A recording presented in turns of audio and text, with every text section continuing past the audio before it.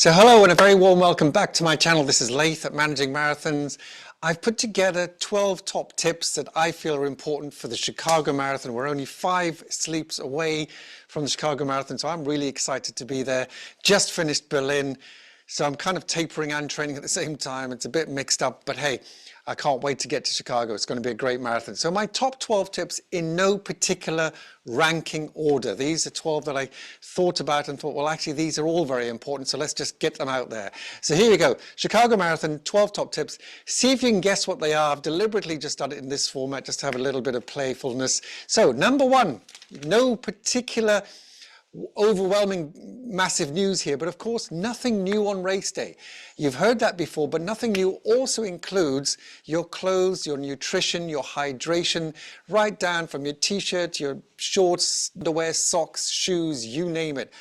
Use what you have been using and training in for the last 6, 8, 10, 12, 16 weeks, whatever it's been, and that includes your nutrition and your hydration. Whatever you've been using, keep using it, whether it's been cyst gels, or, you know, I use Tailwind, for example, whatever it is, keep using it to make sure there's nothing new so you don't cause any GI issues. Number 2, I wonder if you can guess. Very simply, the word early. And basically what I mean by that is be early to everything.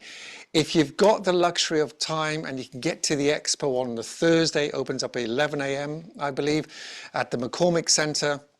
It's a little bit of way out, so make sure you can plan your journey there, whether you're going on the CTA, Uber, taxi, electric bike and or scooter, whatever you choose to go there on. It is quite a long walk when you get in there. You'll quite easily rack up 10, 15,000 steps when you're at the McCormick Center. But in any case, get there early so you can have the choice of merchandise. All the stalls are ready and have all their stocks are full up, and it's not as busy as it is on the Friday and Saturday. Get there early also means the security bag check when you get to Grant Park for the security bag check can take half an hour up to 45 minutes. I've heard it definitely took about 35 minutes when I went, so that can be a bit of a surprise for people. It is dark in the morning. If you arrive at 5:30 or 6 a.m. I'm looking for my torch. I usually take a little portable torch with me because it's so dark you can't actually see, especially at the back by the bag drop area. So get to the bag drop early. Get to your corral early. They will call it out over the announcements, over the PA system. Get to your corral early. So that's what I mean by early. Try and get to everything early. The Expo, the security bag check, the bag drop, as well as your corral. Number 3, the weather. Now, nobody can control the weather, but of course, if you're prepared for the weather, then there are no shocks or surprises. I have heard it's been as hot as 24, 25 degrees C, and as cold as sort of 9 or 10 degrees. Now that aside, the wind also has an impact on you, and depending on which direction you're going, you can see the map there. So just be prepared. If you need to wear glasses, if you want to put a hat, if you want to put some kind of, buff that you take. I take 2 buffs, 1 on each wrist. They're very handy. You can put them around your head, you can put them around your neck, they warm you up, or you can put them up your arms to warm you up your arms. So be prepared for any kind of weather. Number 4, here we go. The crowds. And what I mean by the crowds is it's a very busy marathon. There's some parts of between 14 and 17 miles, I think it's a bit more sparse, but generally speaking, it's a very, very well supported marathon. Thousands of people supporting the course. You're going to go through 27 different boroughs, from the Mexican area to Chinatown to Little Italy, New Town, Old Town.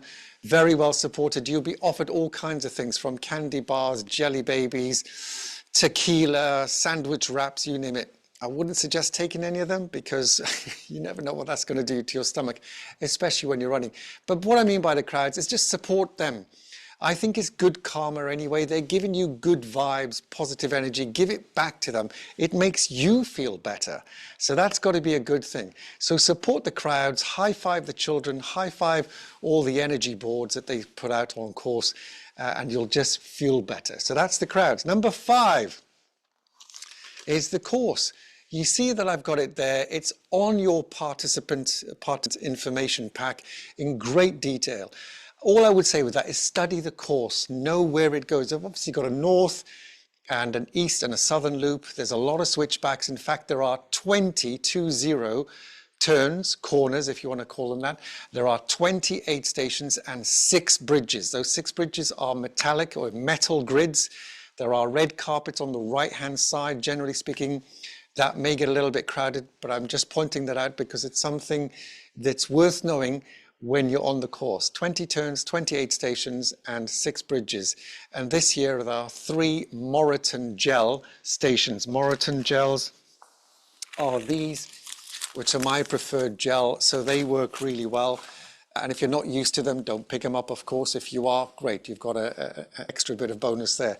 So the course, know the mile markers, and don't forget the biofreeze, which I think is around about kilometer 27, give or take, just over 27. Biofreeze, fantastic. They'll spray that on wherever you ask them to. It's kind of like a pit lane to the left. Get into the biofreeze area and they'll just put that on if you've got any cramp or sore muscles. Number 6, transport. And what I mean by transport is if you're coming in from the airport, from O'Hare Airport, take the blue line from O'Hare into downtown Chicago. It's only $5 compared to sort of $60 in an Uber or a taxi. It takes about 30, 35, 40 minutes, something like that.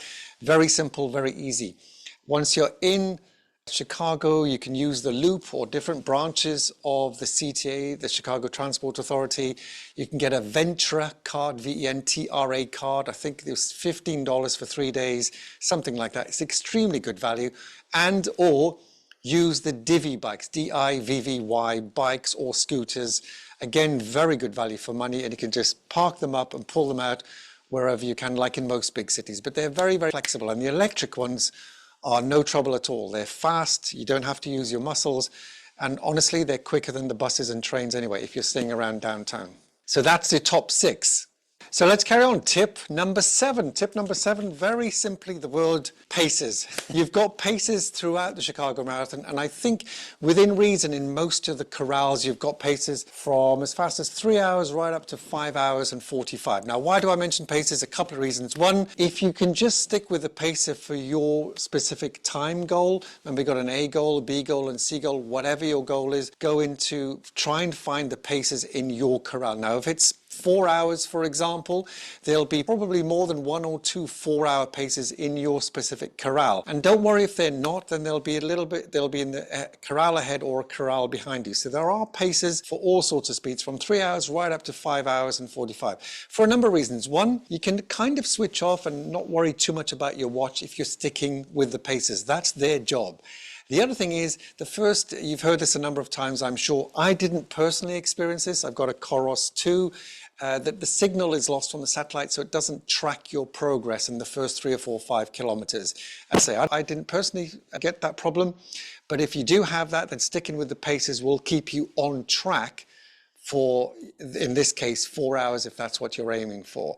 So find your paces. They're in your corral. They've got these huge flags attached to their backs, and they're wonderful people. They're very helpful, very supportive, both emotionally, physically, and they'll talk you through if you want them to make sure that you're still on track even when you're getting tired. So that's your paces. Tip number 8, sleep. Now, we all need sleep. It's been sold as, one of the best sort of legal drugs you can get, because sleep helps recovery. Recovery helps you just boost your energy levels and performance levels following a few days. Now, sleep on the Saturday night is going to be tricky. I tend not to sleep, and you might be sort of lying awake for the last hour or 2 of the morning, and then your alarm goes off and you know it's going to go off, but you're still trying to get some sleep because you're excited, you're anxious, all of that kind of stuff. But from what I've studied and heard, it's the Friday night sleep. So it's the night before Saturday, Friday night. If you can get some decent sleep, 7 or 8 hours on the Friday night, that will hold you in good stead for Sunday morning's race. So don't worry too much if you don't sleep on Saturday night. Very few of us do, myself included. So sleep is important. What will help? If you're in a busy part of town or a noisy part of town, what I tend to do is take some earplugs and some eye covers, and that really does help. So earplugs and eye covers, and that'll help you sleep. So sleep. Number 9, I wonder if you can guess. Carb up. Nothing shockingly new there, but there's a little bit of science behind this. For most people, I'm 80 kilos, give or take, so I need about 10 grams per kilo, which means I will need about, 2 gels every 30 minutes. If I can find one, 40 grams per gel. I've got the bigger ones with the 160 one, which is a 40-gram gel. 2 of those every hour will give me roughly 80 grams of carbohydrates per hour, which is approximately 10 grams per kilo, as I'm more or less 80 kilograms. So work it back, have a look at what you need to carb up. The other thing is the days leading up to the marathon, so not just the night before, which you hear a lot of people having a pasta party on the Saturday night. I'm not a fan of that. It's too late. If you're having a massive bowl of pasta at 7, 8, 9 o'clock at night, it's gonna sit in your stomach and you'll have issues the next morning. For me, this is my 14th marathon. What I tend to do is eat my last big meal around 3 or 4 p.m. in the afternoon and have a little snack, just a very little snack, carb, sort of a carb snack, maybe a little bowl of porridge or a carb snack or a protein bar of some description, around 7 or 8 in the evening. But my main meal is about 3 or 4 in the afternoon.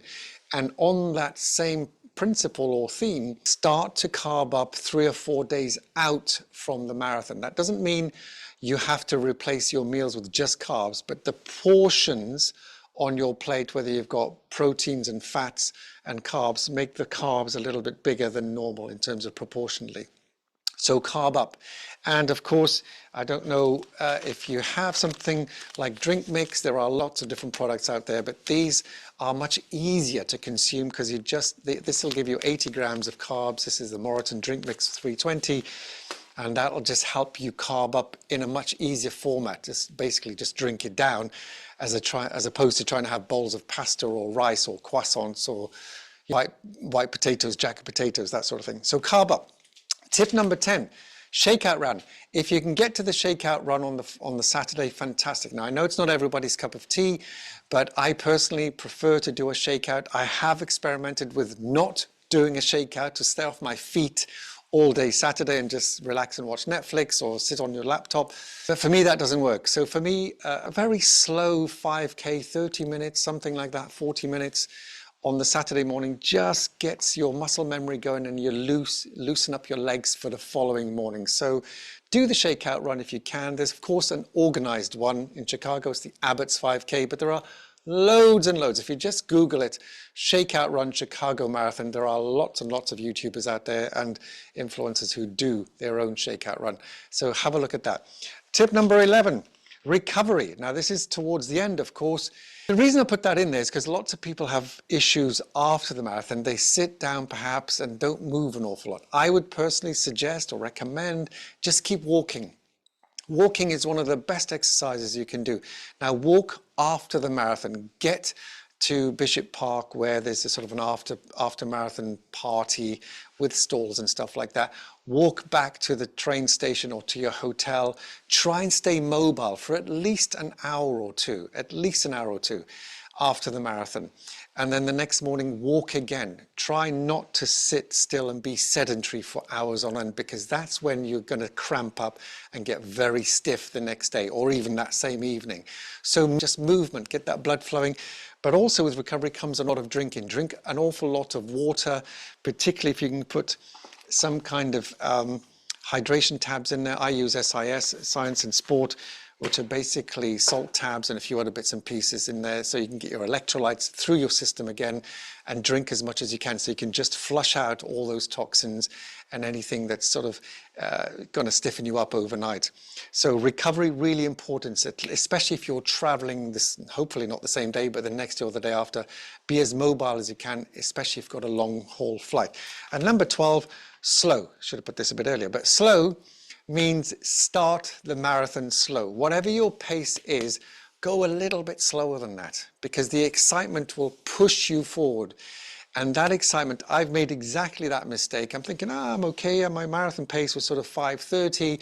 I'm going at sort of 5:10, 5:15 pace, and I'm feeling great because I've just had a huge taper. I've carved up and I'm feeling fantastic. The weather was great. It was nice and cool, which helps, obviously, you're running.